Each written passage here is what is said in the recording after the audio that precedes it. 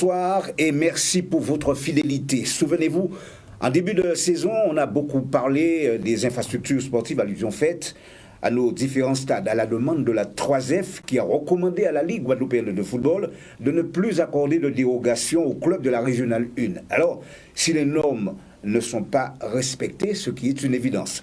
Aujourd'hui, quelle est la situation? Manifestement, le moins que l'on puisse dire, eh bien, certaines communes ont compris le message de la Fédération française de football. Petit-Bourg, par exemple, eh bien, quelle est la situation aujourd'hui? C'est ce que nous allons savoir avec les représentants de la collectivité qui sont sur le plateau de Canal 10. Nestor Luce, bonsoir. Vous êtes évidemment l'adjoint au service des sports de la mairie de Petit-Bourg. Bonsoir. Bonsoir à tous les téléspectateurs de Canal 10. Bonsoir. Oui, messieurs, effectivement, je suis l'adjoint au maire délégué au sport et à la culture. Parfait. On y arrive, on y viendra, on y arrivera tout à l'heure d'ici quelques instants. Jérôme Dier, vous êtes le directeur des sports au niveau de la mairie de Petit-Bourg. Tout à fait, et je dis bonsoir à toute la population aussi. Oui, alors, quand on parle de football à Petit-Bourg, évidemment, on parle de l'Arsenal. Et Philippe Couder, vous êtes le président de ce club, de l'Arsenal. Bonsoir Philippe.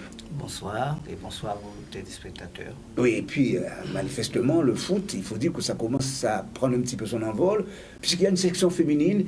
Et Mélissa Chico, vous êtes la responsable de la section féminine, justement, de ce club de l'Arsenal. Bonsoir. Bonsoir, donc bonsoir à tous. Oui, effectivement. Et puis, évidemment, Sylve, je ne sais pas si on le connaît, ce monsieur. On vous connaît, Sylve? J'espère, enfin, du moins, je suis là, enfin, ce soir, donc je vais t'aider pour l'émission. Et puis, ça me fait plaisir, un club où j'ai passé quand même 2 saisons et j'ai de très bons souvenirs et de très bonnes relations encore avec eux. Donc, ça me fait plaisir de voir que le club se reconstruit et évolue avec le temps, donc, et avec du changement, et aussi l'évolution du football féminin à Petit-Bourg. Mon fidèle compagnon Steve, depuis pas moins de 4 ans que nous travaillons ensemble sur les différentes manifestations sportives, singulièrement le football. Nestor Luce, eh bien, il n'y a pas si longtemps, et oui, vous étiez sur le plateau de C'est le foot, vous n'étiez pas seul, puisque vous étiez venu également avec Jérôme Dier, il y avait Philippe Couder qui était présent. Et vous nous disiez que les travaux, ma foi, eh bien, que l'on devait faire dans le stade étaient en étude. Aujourd'hui, quelle est la situation? C'est la première question que je vous pose. Mais je peux dire qu'aujourd'hui que la situation est rétablie, puisque l'Arsenal va pouvoir recevoir à Petit-Bourg dès ce week-end. Donc c'est dire effectivement que nous avons relevé le challenge qu'on s'était fixé de mettre en œuvre les travaux pour que notre club puisse recevoir en tant que club de Régional 1 à Petit-Bourg. Avant de développer justement ces travaux, il y a eu des réunions, comment ça s'est passé au niveau de la collectivité par exemple? Alors nous avons travaillé de concert avec la Ligue et notamment la commission d'homologation des terrains, puisqu'ils nous ont fait part effectivement des prescriptions qu'il fallait réaliser pour mettre le stade aux normes. Nous avons travaillé de concert, main dans la main avec eux. Et aujourd'hui, c'est chose faite. L'ensemble des travaux ont pu être réalisés. Aujourd'hui, l'Arsenal va recevoir à Petit-Bourg. Le coût financier, de combien, tout ça? Alors, en fait, les travaux qui étaient importants n'étaient pas... Les travaux qui avaient réalisés n'étaient pas importants. C'était simplement de redimensionner le terrain pour qu'il soit aux dimensions de terrain de football pour les matchs de R1. Il y avait des petits travaux à faire pour remettre aux normes le vestiaire des arbitres et puis au niveau de l'éclairage. Ce n'était pas des coûts importants. Donc ça a été assez facile pour nous de mettre aux normes le stade. Jérôme Dier, vous êtes évidemment, je l'ai dit en préambule, vous êtes le directeur des sports au niveau de la mairie de Petit-Bourg. Vous avez suivi de maître, passez-moi l'expression, mais c'est différent. Avant que nous allons voir tout de suite à l'écran ce qui a été réalisé en principe. Oui, alors j'étais justement le contact privilégié de la Ligue avec le président de la commission des homologations de terrain. Et à chaque étape, donc, nous rendions compte que ce soit à la Ligue, mais également au président de l'Arsenal avec qui nous sommes restés en permanence en contact. D'accord. Et donc, toutes les préconisations ont été à ce jour levées. Et comme l'a dit M. Luce, à Petit-Bourg, nous allons pouvoir rejouer des matchs de R1. Mais les travaux les travaux vont continuer pour toujours améliorer l'infrastructure. Oui, ben justement, on va voir tout de suite ces images, les images concernant d'ailleurs ce stade de Petit-Bou, que vous allez commenter avec moi, ces images. Là, il y avait des travaux à faire à ce niveau-là. Alors, l'image que nous voyons, c'est le redimensionnement du terrain. Et donc, nous avions déjà la longueur de 105 mètres. D'accord. Il s'agissait pour nous de trouver 2 mètres de largeur supplémentaire. Donc, nous avons dû déplacer l'axe du terrain. Nous avons profité pour changer les buts du grand terrain, mais également des petits jeux pour les jeunes et notamment pour les féminines. Donc sur le terrain, c'était principalement ces travaux-là à réaliser. Et ça a été fait avec, bien entendu, le métrage d'un géomètre. Hein. Oui. Alors ici... Là, ce sont les toilettes. Là, ce sont des travaux de remise en état des vestiaires avec la signalétique. Il fallait les mettre aux normes, c'est-à-dire en termes de dimension aussi. C'est ça. Alors, les arbitres désormais auront un local de 18 mètres carrés. La norme, c'est 12 mètres carrés. Le délégué aura un vestiaire également conforme. Les arbitres aussi. Et je profite pour saluer le formidable travail des employés communaux qui ont su réagir et toutes les femmes aussi, hein. Voilà. C'est les toilettes, bien sûr. Là, ce sont les toilettes. Oui, parce qu'il fallait qu'il y ait. Ça n'existait pas, le toilette de femmes. Alors, le travail qui nous a été demandé qu'on devait effectuer, c'était sur la signalétique, parce que nous avions déjà tous les espaces nécessaires, mais il fallait assurer la signalétique et bien entendu, on a profité pour remettre un petit coup de neuf dessus. D'accord. Là, là, on voit justement les vestiaires, hein, n'est-ce pas? C'est ça. D'accord. C'était mon doute encore. Et là, ça c'est quoi? On est toujours... Là, c'est précisément le nouveau local du délégué de terrain. Ah oui, d'accord, parce que ça n'existait pas vraiment. Ça existait, en fait, il le partageait avec les arbitres et c'était trop petit. D'accord. Bon, voilà. On arrive au toilettone, voilà, le vestiaire des arbitres. Ce que je peux dire, c'est que... et puis, il y avait aussi les toilettes, parce que ça n'existait pas, les toilettes là-bas. Je pose la question. Non, ça a toujours existé. Le sujet la mise aux normes qui nous a été demandée, c'est qu'il y ait séparés pour les hommes et pour les femmes. Non. Il fallait que dans la loge des arbitres, qu'il y ait des toilettes et une douche. Alors qu'avant, ils partageaient avec le délégué l'espace, il était trop exigu. Donc là, à ce niveau-là, nous sommes bien maintenant. Donc le président de la commission d'homologation était régulièrement, il était encore cet après-midi pour faire les dernières vérifications sur le stade. Et toutes les réserves ont été levées. Oui. Et là, par exemple, si... Alors ici, nous avons l'obligation de mettre des bancs de touche que nous avons replacés. Alors il y en avait un qui était abîmé, nous l'avons fait réparer et puis bientôt ils seront complètement changés. D'accord. Voilà. Ouais, c'était au niveau du PEXI à l'époque, ça ne tenait pas quoi. C'est ça ne tient pas bien chez nous. Chaleur et la pluie. Oui, avec la chaleur et la pluie, bon, ça s'abîme assez régulièrement. Alors, enfin, ils seront changés puisque nous avons passé commande de le terrain au niveau, il n'y a pas eu de changement au niveau de la piste, par contre. Non. Alors, je ne sais pas si on aura le temps de l'évoquer, mais il faut savoir que nous allons entrer dans un projet beaucoup plus vaste et complet sur le terrain où il y aura réfection des tribunes entièrement, de la piste d'athlétisme, de l'aire de jeu et de l'accessibilité. Donc vraiment un gros chantier. Et de l'éclairage également. Et de l'éclairage également. Alors, gros chantier, c'est vrai. Et des travaux qui sont prévus, j'imagine que vous avez déjà une date de début de travaux pour ces grands travaux, ou est-ce que ça doit faire l'objet d'une étude avec... En fait, les études sont en cours, puisque les travaux devaient commencer. Il y a en fait des travaux en 3 tranches.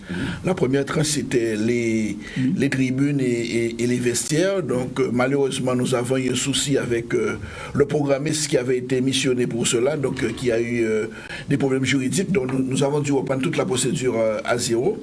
Mais en fait, on laisse la saison se terminer. Et puis, bon, probablement que dès que le programmiste sera désigné, on va travailler avec sur les travaux, sur toutes les études pour pouvoir démarrer assez rapidement.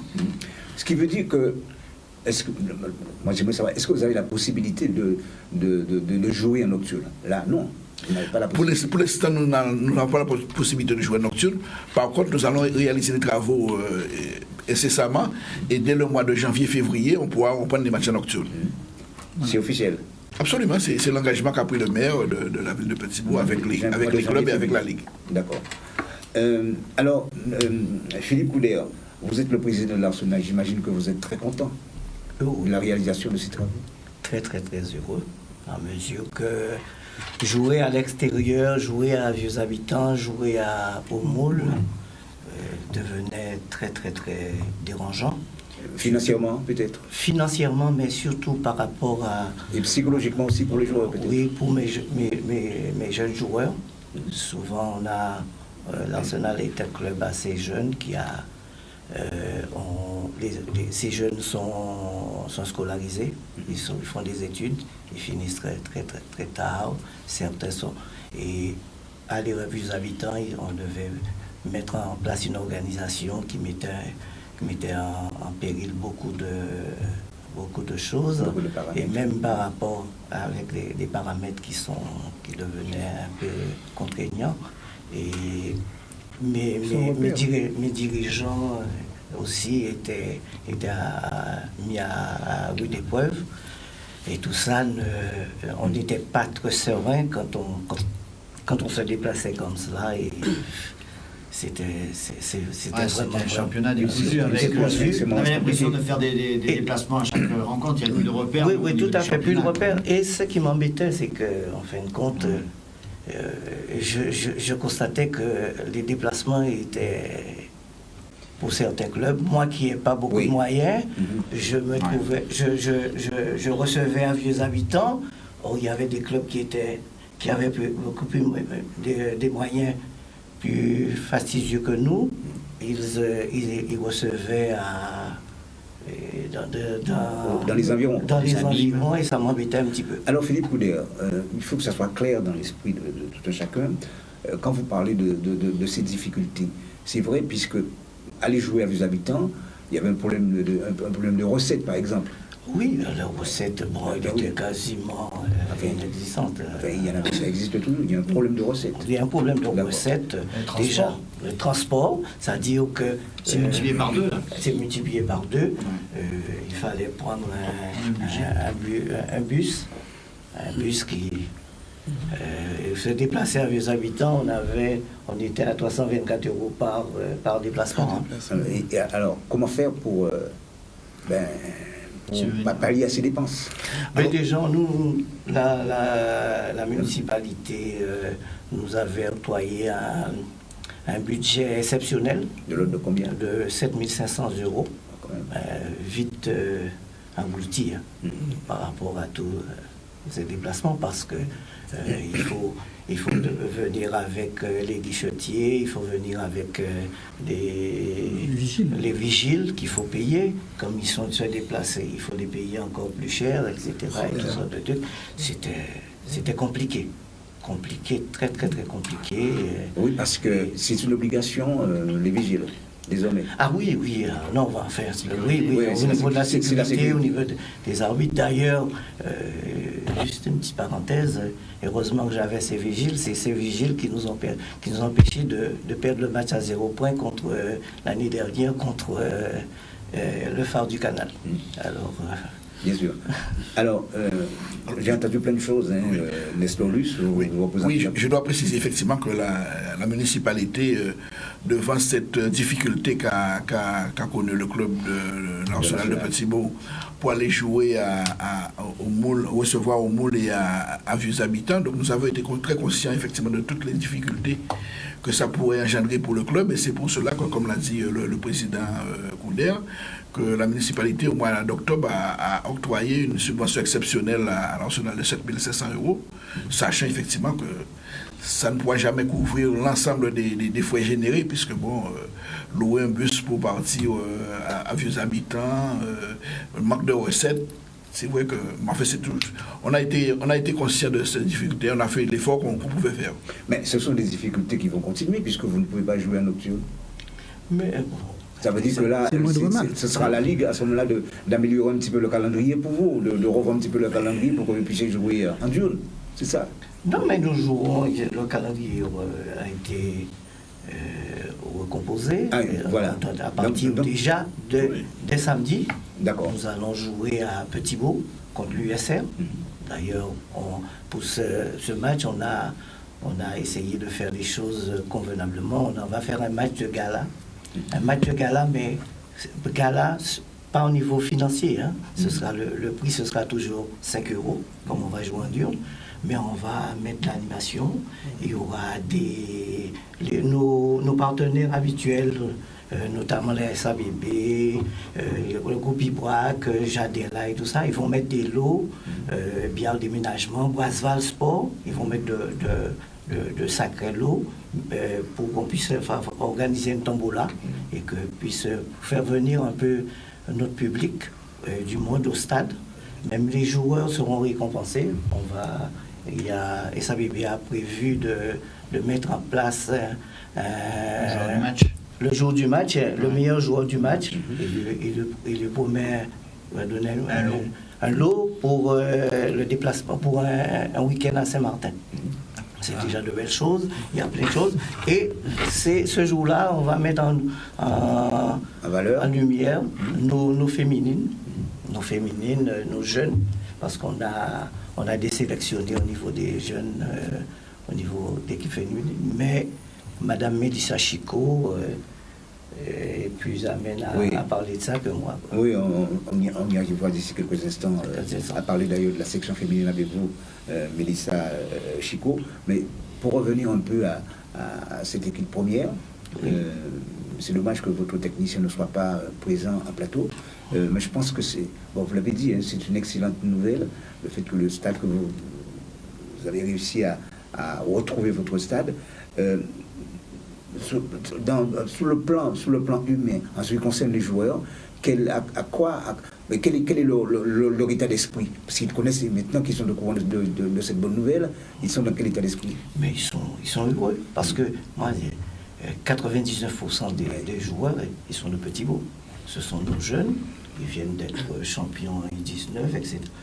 Les jeunes qui ont connu l'Arsenal, ils sont heureux de jouer devant leurs parents, parce que ça devait être difficile que les gens puissent se déplacer. Ils ont bien envie de venir, mais se déplacer à Vieux Habitants, le samedi après-midi, le dimanche, etc., c'est compliqué. Vous avez rencontré déjà la Ligue pour valider justement cette situation Oui, toutes les options, les réserves ont été levées à ce jour. Bien entendu, nous n'allons pas nous arrêter à ce qui nous avait été demandé, parce que nous savons que nous devons continuer à apporter des améliorations telles que l'éclairage. Le maire avait pris un engagement pour un retour des matchs en nocturne dès le début de l'année prochaine. Donc nous avons encore du travail à faire, et puis nous sommes en permanence en contact, que ce soit avec la Ligue, mais également avec le club. Et je transmets les informations en temps réel. L'amélioration de l'éclairage, pour un montant financier de combien? Alors, je n'ai pas les chiffres en tête. Alors, comme le disait tout à l'heure M. Luce, c'est une réparation provisoire, parce que le projet qui va venir pour la réfection du stade Là, j'ai les chiffres en tête, ce sont plusieurs millions. Oui, c'est un projet de plusieurs millions. Hein. Donc voilà, on aura un bel outil pour la jeunesse de Petit-Pau. Et qui sera classé niveau 3. Donc il pourra recevoir les matchs de CONCACAF et les matchs... Financé par qui, tout ça, tous ces travaux? Par la ville, avec ses partenaires publics, que ce soit du FEDER, que ce soit la région également. La région également, bien sûr. Du FAFA. Oui. Voilà. Alors, il faut savoir qu'effectivement, pour l'équipement que nous avons à Petit-Pau, Stade Jeune Affaires, c'est un équipement vieillissant. Hein. Les mâts, ce sont des mâts mobiles qui ne peuvent pas descendre pour changer les ampoules. Oui. Donc, chaque fois qu'il faut changer une épaule, il faut faire la grue. Oui, parce que c'est haut. Oui, c'est très haut. Et la grue, je crois que c'est 7 000 € au jour. 7 000 € par jour. Donc, vous imaginez un peu. Donc, on croit qu'on peut changer une ampoule comme ça, mais bon, c'est... Oui. Jouer en nocturne, ça nous intéresse parce que vraiment, c'est problématique pour nous. Nous qui avons des jeunes qui sont des étudiants qui travaillent le week-end pour pouvoir payer leurs études, qui sont dans des supermarchés, etc., qui travaillent le week-end pour pouvoir. Et c'est très rare de pouvoir les récupérer le samedi après-midi ou le dimanche après-midi. Oui, donc c'est sûr que les problématiques de terrain, depuis le début de la saison, enfin depuis quelques années, on en parle. Alors cette année, ça s'est vraiment amplifié avec la commission qui s'est mise en place. Alors par contre, ce qui est bien, c'est qu'en ayant la commission qui a été de la Ligue, qui a été par la Fédération française, et sur place, donc déjà ça fait gagner du temps, et il a la responsabilité, et on voit les rapports rapidement apparemment, parce que s'ils ont déjà le droit de jouer samedi, c'est qu'à ce niveau-là, ça a très bien marché, et, donc espérons que derrière les autres clubs suivent, parce que là ça a commencé à fausser un petit peu le championnat, et les gens étaient un petit peu perdus, et comme on dit, déjà on a du mal à faire venir du monde au stade, si en plus on n'a pas les repères au niveau des stades, ça devient un peu plus compliqué. Oui, très compliqué, ça c'est vrai. D'ici quelques instants, nous allons parler justement de la section féminine. On reviendra encore sur le problème des infrastructures, et pourquoi pas avec la ville de Basse-Terre, puisque nous aurons en direct d'ici quelques instants l'un des responsables justement de cette structure bastérienne. Mais pour le moment, nous marquons, pour l'heure précisément, nous marquons une pause couleur dans cette édition, et on se retrouve tout de suite après.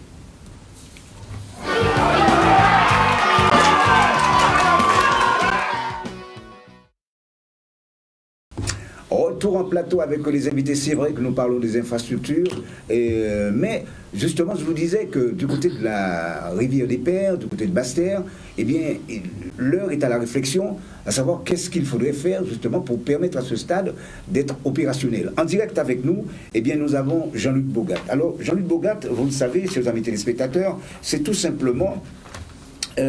lui, Jean-Luc Bogat, il s'est l'élu en charge des installations sportives à la communauté d'agglomération Grand Sud Caraïbes. Jean-Luc Bogat, bonsoir. Jean-Luc Bogat? Oui. Oui, bonsoir. Alors, justement, je parlais du stade de la rivière des Pères. Il y a des travaux que vous devez faire là-dessus. Quelle est la situation actuelle de ce stade?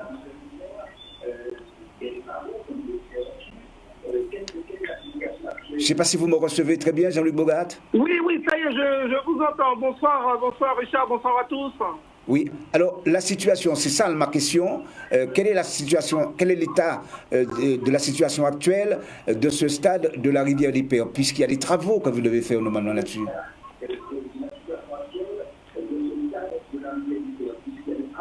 Où sont exactement les travaux? Oui. Oui, bien sûr. Donc, oui, effectivement, concernant rivière des Pères, nous sommes en train effectivement de commencer des travaux, puisque effectivement suite à le rapport de la commission régionale des terrains, dans lequel certaines préconisations étaient donc à faire.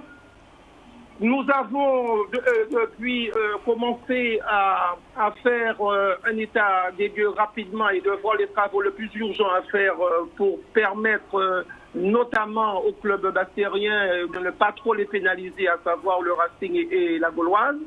Et depuis donc une semaine, les travaux ont démarré par comment dirais-je, le géomètre, qui devait redimensionner donc l'axe médian.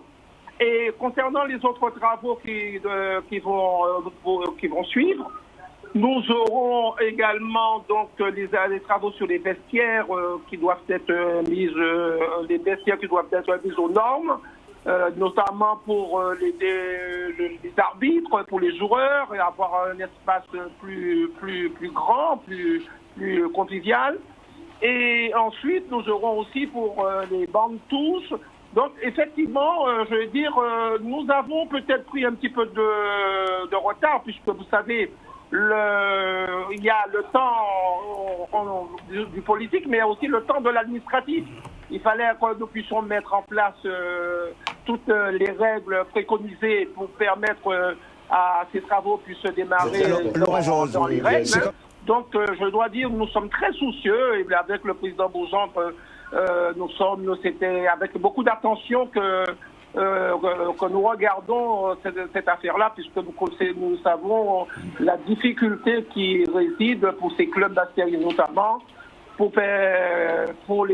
qu'ils puissent aller évoluer sur d'autres terrains extérieurs, et nous savons le coût que ça peut engendrer pour des clubs bastériens. Oui, alors, Jean-Luc Bogat, pardonnez-moi de vous interrompre. On est rendu à quel stade? Est-ce que c'est tout simplement au stade des appels d'offres ou quoi?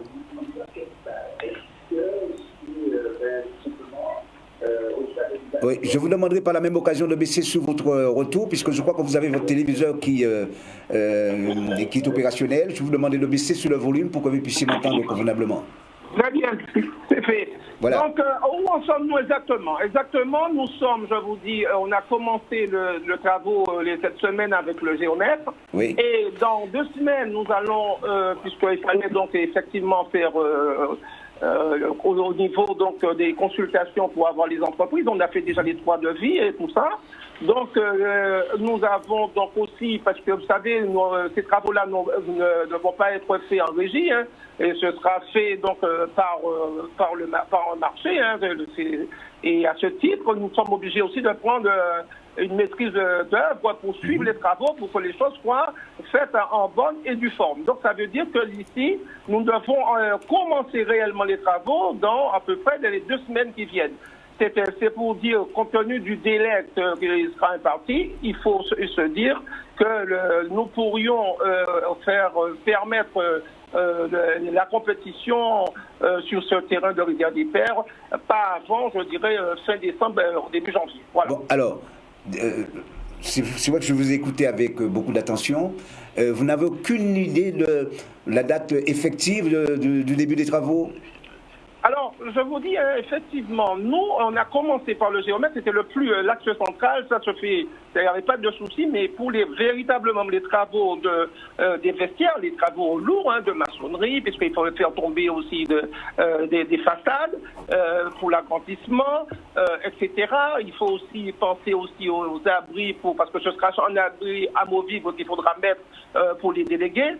Ces travaux-là vont débuter dans 2 semaines à peu près. Je mets entre 2 et 3 semaines. D'accord. Donc nous arrivons en fin décembre et compte tenu du délai qui est imparti, je pense qu'au mois de janvier, nous pourrons permettre à ces équipes de jouer en diurne, bien entendu, oui, sur le terrain de Rivière-des-Pères. Au mois de janvier, hein, on est bien d'accord. Oui, moi je pense qu'au mois de janvier, c'est parce que c'est vrai qu'on a pris un petit peu de retard là-dessus, puisqu'on avait souhaité véritablement, quand on a reçu les représentants de la Ligue, et notamment avec le concours de M. Pinson, qui était avec nous, et parce que ça nous a permis aussi de faire un diagnostic sur le territoire de tous les stades, hein, parce qu'il n'y a pas que Rivière-des-Pères. Rivière-des-Pères, c'est dans l'urgence, là, mais nous avons aussi des stades aussi très importants, tels que la Capesterre, Vélo, nous avons aussi Bouillon, nous avons aussi Vieux Habitants. Et pour Vieux Habitants, je sais que les diligences ont été faites avec le maire de Vieux Habitants parce qu'il y a un problème d'éclairage et un problème de matériel qui devait arriver. Ça a pris du temps puisque, bon, on ne trouvait pas ici sur le sol guadeloupéen le matériel nécessaire. Pour Bouillante, il y a des travaux aussi pour les vestiaires qui doivent aussi être faits. Par contre, Capesterre, je pense que ce sera fait plus rapidement parce que le maire de Capesterre, le président Joël Bougendre, a déjà mis en phase ces travaux-là et ils ont commencé déjà à faire l'étude est faite et les travaux ont commencé selon ce que on a pu me dire. Voilà. Jean-Luc Bogat, est-ce que vous avez mis en place un calendrier pour tenter de réaliser ces travaux? Alors, le calendrier qu'on s'était fixé avec la Ligue, puisque ça s'était fait en collaboration avec la Ligue, on avait pensé que pour le mois de décembre, j'ai même eu le président d'Arfon là-dessus, qu'on aurait pu terminer. On a pris du retard parce qu'il fallait aussi, parce que c'est des marchés quand même, qu'il faille faire pour ces travaux-là, compte tenu des délais, compte tenu de la consultation, tout ça.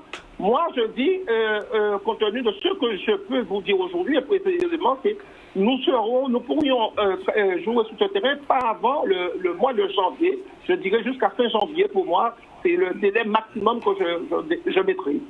Merci beaucoup, Jean-Luc Bogat, pour votre passage en direct dans cette émission C'est le foot. Je vous remercie et puis bon courage à tout le monde parce que c'est un dossier extrêmement brûlant. Il faut qu'on fasse vite. Merci. Nous aurons l'occasion de vous retrouver justement pour parler encore des infrastructures et surtout des travaux qui restent à réaliser sur les différents stades concernant donc la communauté d'agglomération Grand Sud Caraïbes. Retour en plateau, merci encore Jean-Luc Bogat. Retour en plateau avec les invités. Alors, Mélissa Chico, je disais que vous faites partie de la section féminine de l'Arsenal. Depuis combien de temps déjà? Depuis la saison dernière. On entame notre deuxième année. D'accord. Alors, cette section féminine, comment qu'elle fonctionne? Alors, la section fonctionne. Donc, nous avons 3 équipes. Une équipe senior, une équipe U17 et une équipe U15 féminine. Vous-même, est-ce que vous avez joué au foot? Non. Alors, pourquoi alors? Eh ben, j'aime le foot à la base, donc je regarde les matchs à la télé. Vous avez déjà le physique d'une sportive. C'est déjà une bonne chose. Oh, merci. Donc, comme mon fils a commencé le foot, donc je l'ai suivi. Et puis, voilà, je me suis retrouvé d'abord avec les tout petits, U6, U7, et j'ai enchaîné avec la section féminine. Donc, l'équipe première, est-ce qu'il y a des filles volontaires? Est-ce que c'est une équipe bien organisée? Vous êtes déjà... elles sont à combien, ces filles? Alors, on a une vingtaine de seniors. Une vingtaine de seniors. Donc, seniors, il faut savoir que ça commence à partir de l'âge de 16 ans jusqu'à 70 ans. D'accord. Vous êtes engagé dans le championnat? Oui, on est engagé au championnat et à la Coupe de Guadeloupe. Alors, est-ce que c'est un bon début pour vous, enfin en tout cas pour le club, cette saison? Vous êtes à quelle place actuellement? Bon, donc c'est notre deuxième année. Pour le moment, nous sommes 9e. Donc c'est le début. En apprentissage? Oui, toujours. Mais c'est le début. Donc on ne perd pas espoir et on sait qu'on ira... On a notre chance. Dur, Steve, pour un début. Non, c'est tout à fait logique. Après, ils sont quand même bien d'avoir en équipe féminine, d'avoir une équipe de 20 en senior. C'est déjà pas mal pour les filles. Donc après d'avoir fait en plus développer les U17 et U15, c'était une obligation un petit peu qui avait été établie aussi pour les clubs. Mais ça c'est très objectif quoi, de voir un petit peu des jeunes et faire monter aussi le niveau au niveau du football féminin. Donc et puis je pense que des expériences et la télé pour une fois nous a un petit peu aidé, le football féminin qui a été porté avec la Coupe du Monde, avec certains joueurs comme Laura Georges, comme d'autres qui au plus haut niveau, donc ça a donné une dynamique aussi et puis c'est très bien qu'on retrouve des footballeuses parce que je suis sûr qu'on est capable d'amener beaucoup de talents en métropole et même pour notre football local. Alors justement, quand on parle de football féminin, vous savez qu'il y a eu justement cette rencontre, cette rencontre que je pourrais qualifier de qualitative entre les amis de Luxonor et avec les anciens des Guada Boys. Qu'importe le résultat, c'est vrai que les deux équipes se sont quittées sur un score de parité de partout. Mais ce qui est important, c'est cette volonté de vouloir réaliser quelque chose sur cette pelouse du stade des Abîmes. C'est-à-dire venir en aide justement aux enfants, puis surtout à l'hôpital, qui en avait bien besoin, qui en a toujours besoin. Alors, je vous propose d'écouter Laura Georges au terme de cette rencontre. Elle parle elle nous dévoile en quelque sorte sa philosophie et puis surtout l'image qu'elle garde du football féminin. Je vous propose de l'écouter. Laura Georges.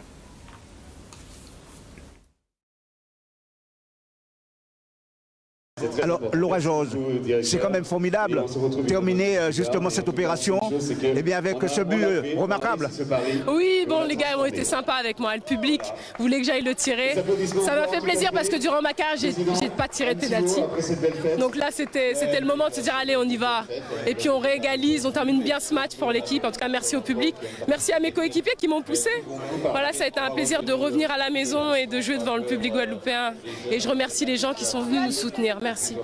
Et le fait de retrouver la famille, c'est large et c'est symbolique pour vous? Oui, c'est symbolique. C'est pas donné à tout le monde que de jouer devant, dans son île, devant sa famille. Et pour moi, c'est un privilège. C'est la deuxième fois et c'est toujours avec autant d'émotion. Alors, quand vous voyez autant de jeunes, justement, qui sont passionnés par ce sport noble qu'est le football, ben, qu'est-ce que ça évoque chez vous? Eh bien, qu'on a une belle jeunesse et qu'il faut qu'on continue à travailler pour eux. Parce qu'il y a des opportunités en métropole. Il y aura aussi des opportunités vers les États-Unis, puisqu'il y a aussi ce nouveau pôle de performance pour les lycéens. Voilà, il faut qu'on continue pour cette jeunesse, parce qu'on sait très bien que tout est fragile, qu'aujourd'hui, on sait qu'on peut avoir des soucis de drogue, des soucis d'agression ou autre, mais le sport permet de tellement changer les choses et que le football permet à des jeunes de vivre d'autres choses. Tout le monde sait d'ailleurs le travail que vous faites justement pour le foot féminin. Vous allez continuer à travailler dans ce sens toujours pour le développement d'ailleurs de la discipline? On va continuer. Je suis contente qu'on ait une femme dirigeante, Madame Montlouis, qui a intégré le club des 100 femmes à la fédération. Donc elle sera entraînée à prendre la parole en public, à prendre des responsabilités pour qu'elle puisse aider la Ligue de la Guadeloupe avec l'autre Madame Montlouis. Voilà, et on espère que ça va continuer à progresser. Mais voilà, moi je ne vais pas lâcher. On va suivre les dossiers. Parce qu'il faut pousser les équipes à continuer à toujours suivre nos équipes qui sont en métropole et dans les Outre-mer. En rappelant tout de même que vous êtes secrétaire général de la Fédération française de football, cela s'entend, le foot féminin en Guadeloupe, vous savez qu'il faut travailler. Est-ce que ça discute un petit peu, ça parle un peu, j'ai envie de dire, dans le couloir, ou peut-être même dans les différentes réunions de la Fédé? Mais on sait que forcément il faut encore appuyer, il faut avoir une vraie structuration. Parce que la compétence, elle va venir, mais il faut être structuré. Quand on aura des bases solides pour accueillir nos jeunes, on pourra se fixer des objectifs sur les catégories à atteindre, à augmenter le nombre de licenciés, à accompagner, parce qu'aujourd'hui, il faut qu'on ait beaucoup plus de jeunes qui jouent dans nos écoles. En métropole, on a relancé le foot féminin en le mettant dans les écoles. Il faut qu'on ait beaucoup plus de sections féminines, il faut qu'on arrive à labelliser nos clubs. Plus nos équipes seront structurées et plus les filles resteront dans nos clubs et auront envie de venir dans nos clubs. Mais j'ai aussi un message pour les parents. Laissez vos enfants jouer. N'ayez pas crainte que vos filles changent. Non, elles vont apprendre ce que c'est que de vivre en groupe, que d'être confrontées aussi à l'adversité. Mais ça fera grandir vos filles. Il ne faut surtout pas craindre que le football change vos filles, au contraire. L'un des objectifs de la Fédération française de football, c'est d'avoir beaucoup plus de femmes dirigeantes dans le football. Je sais que vous vous battez pour ça. Où en êtes-vous en ce moment? Alors ça progresse depuis la Coupe du Monde, on a encore progressé. On veut beaucoup plus de femmes dirigeantes. On a ce club des 100 femmes. On a Madame Montlouis qui a intégré pour la première fois le club des 100 femmes. Elle est actuellement en métropole. Elle va se former durant l'année. Et à travers cette formation qui va lui permettre de progresser sur sa prise de parole, sur ses managements, je pense qu'elle pourra prendre encore plus, elle pourra s'aguerrir encore plus pour nos commissions féminines et pour pousser les projets, j'espère, au niveau de la Ligue et du comité directeur. Merci beaucoup, Laura Georges. Merci. La femme dans le football, qu'est-ce que ça évoque chez vous, justement, Mélissa Chico? Pour moi, la femme au football, c'est... comment dire? C'est le plaisir, en fait. Oui, mais en fait, je veux dire, maintenant que vous êtes là-dedans et quand vous entendez Laura Georges, ça vous donne l'envie de continuer le travail que vous aviez entamé avec ce club de l'Arsenal, n'est-ce pas? Ah oui, ça me donne envie, ça me donne... j'ai déjà d'autres idées pour la saison prochaine, voire la fin de saison. C'est à savoir? C'est à savoir ouvrir une école de football. Oui. Donc avec des filles âgées de moins de 11 ans. Donc pour le moment, nous en avons 3. Et j'espère en avoir beaucoup plus. C'est bien que c'est... Non, mais c'est exactement. De toute façon, Laura Georges, elle a bien résumé un petit peu. Et ce qu'elle a dit, c'est qu'au niveau des écoles, il faudrait redonner une dynamique. Et de toute façon, il vaut mieux voir nos jeunes, que ce soit des filles ou des garçons, sur les terrains de sport. Et puis dans tous les cas, c'est l'école de la vie pour tout le monde. On apprend beaucoup de choses qu'on est confronté dans la vie professionnelle, dans le sport, donc c'est très bien, ça recadre un petit peu tout le monde et on rencontre d'autres problèmes, mais ça forge des gens de demain, quoi. Voilà. Alors, je vous propose, chers amis téléspectateurs, la rubrique Parole des vestiaires. Je vous invite, évidemment, à écouter ce qui se dit dans les clubs, à la mi-temps, par exemple. Comment motiver les joueurs? Eh bien, les images sont signées Guada Foot TV. Les mecs, plus d'envie. Surtout moi, j'ai l'impression que certains aujourd'hui, on n'a pas envie. C'est l'impression. Plus d'envie. Oui, il faut de l'envie, mais t'inquiète pas, c'est pour voir Foot TV. Ok.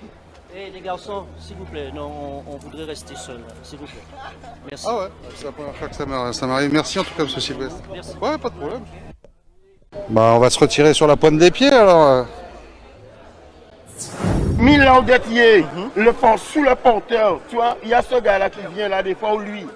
Toi, tu dois sortir sous le porteur et c'est Gabo qui doit te couper là. Et là, ça comme s'il est trouvé tout seul dans la... Il faut comprendre, c'est que quand vous me dites de monter, là, il y a l'ailier.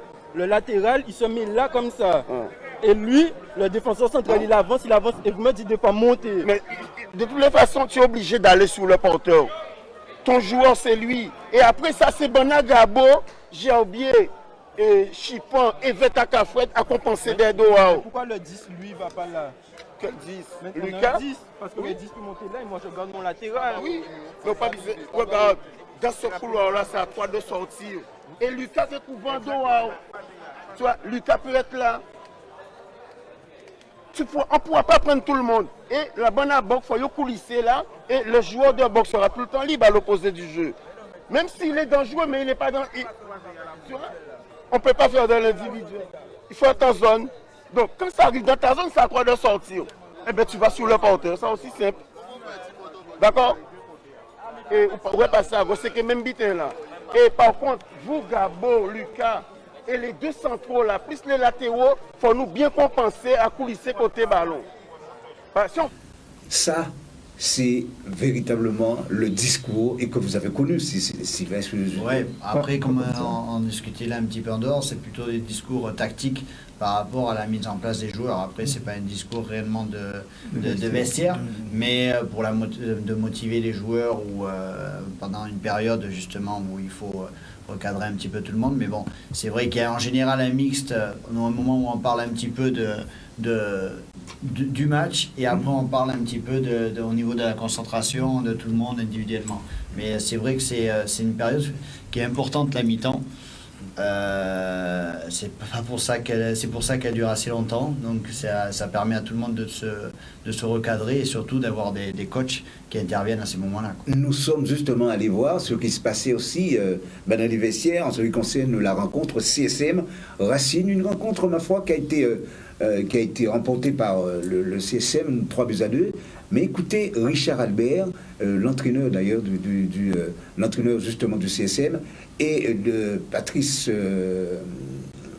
Otto, je crois. Oui, Otto, tout à fait. Qui est l'entraîneur, qui est le coach justement du Racing. Je vous propose de les écouter. Expliquez-vous, il ne faut passer un cap à ce niveau-là. Perdre le ballon bêtement, c'est votre niveau technique peut-être. Mais se concentrer, le bon contrôle, la bonne passe, dans la bonne direction. Ça, c'est la première chose. Chacun doit se mettre à ce niveau-là. Plus vous gardez le ballon, plus vous aurez des soucis parce que l'équipe se repasse. Il y a toujours, vous m'entendez, il y a toujours une solution. Si on joue en deux touches, vous donnez claque, mais vous pouvez donner tout de suite.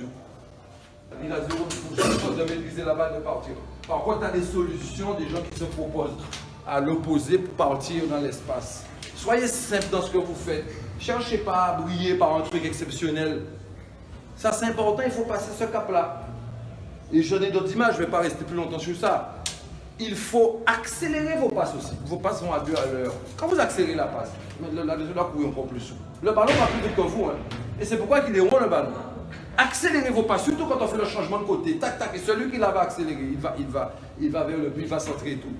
Il faut frapper, il faut centrer. Continuez comme ça. Parce qu'il y a des possibilités, le gardien encaisse un but, je ne le sens pas trop sûr, donc il faut insister. Et on ne se repasse pas trop bas, mais on participe au jeu défensif. Et dès qu'on l'a, essayer d'aller vers l'avant pour aller enfoncer le tout. D'accord? Mais au départ de l'action, on est trop loin. J'ai dit ça à Gabriel aussi vers la fin, vous êtes trop loin. Vous pensez que se rapprocher de l'adversaire, mettre une petite agressivité, c'est aller faire faute ou bien nous répondre dribble, les gars? Non. Mais c'est pas ça, c'est parce que quand Vikash tire comme ça, il y a l'avancement qui passe sur le côté, Vikash contre l'intérieur. Donc moi je sais pas si je dois aller parce que... Mais tu restes à ton poste. C'est que Dimitri, ouais. Donc je sais pas si je dois rester... Non, mais ben c'est Dimitri qui doit venir, les autres, tout le monde est concerné par la tâche défensive. Hein. Donc c'est un ensemble. Mais dans l'idée, justement, toi tu te fais balader. D'accord? Donc les gars, rien n'est perdu. Rien n'est perdu. D'accord? Au début du match, on a dit qu'on allait communiquer, on devra communiquer. Mais les gars, c'est pas normal que 10 minutes de jeu, 15 minutes de jeu, Joël et Dimitri Jakababé. Pourquoi? Parce que Yon trop haut, je sais pas quoi, soit Dimitri était à droite. Bref. Mais les gars, ça toujours me plaît. Moi, c'est bon. À chaque fois, on travaille. La semaine, on travaille, refermer les intervalles et tout. Après ça, combien de passer pour trouver l'intervalle en nous? Il ne peut pas faire rien. Et franchement, ça commence sous les mains. Après ça, pas zone, mais ça commence sous les mains. Allez les gars, allez. Concentrez-vous. Allez,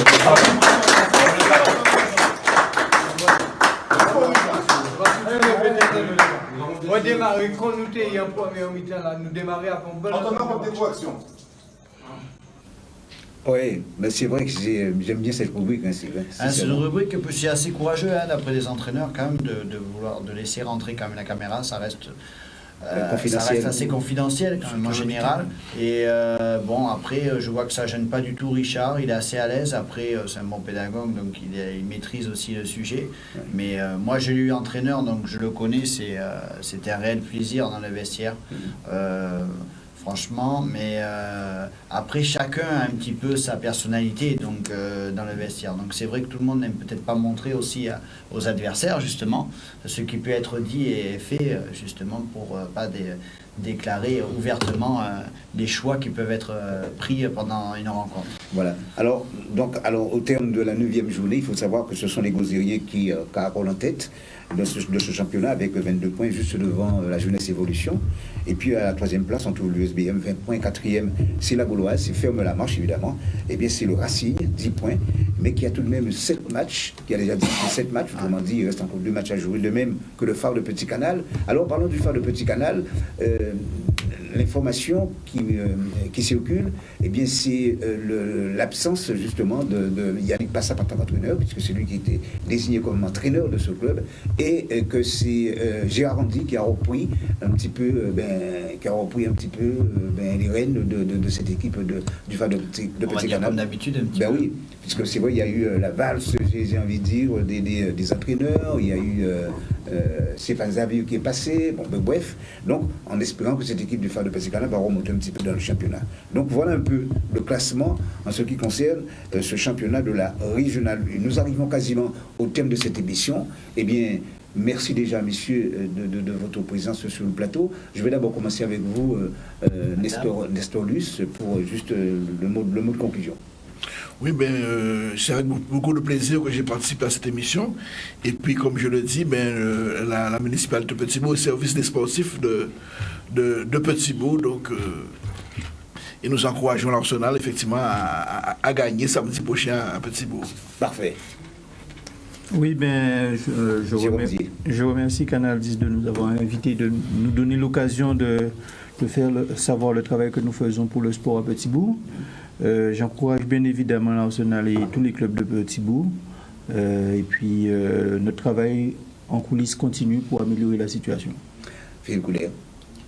Moi, je demande à ce que tout le monde vienne au match samedi pour la première rencontre qui va se passer sur le stade de Petit-Bourg. Après la rénovation. Après la rénovation, et j'aimerais que le public réponde présent et à ce niveau-là, et pour venir encourager nos jeunes.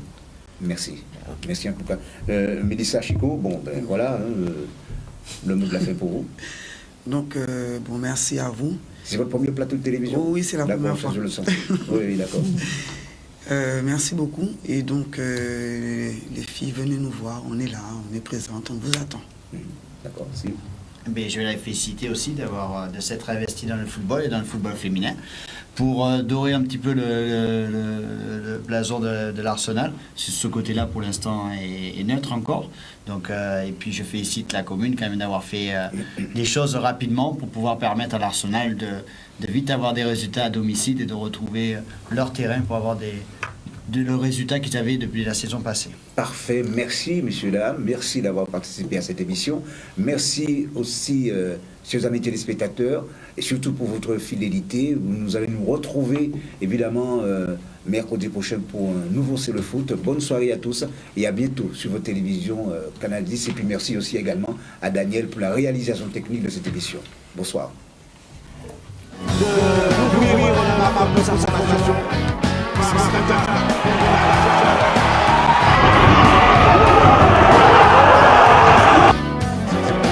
Et 14 aussi.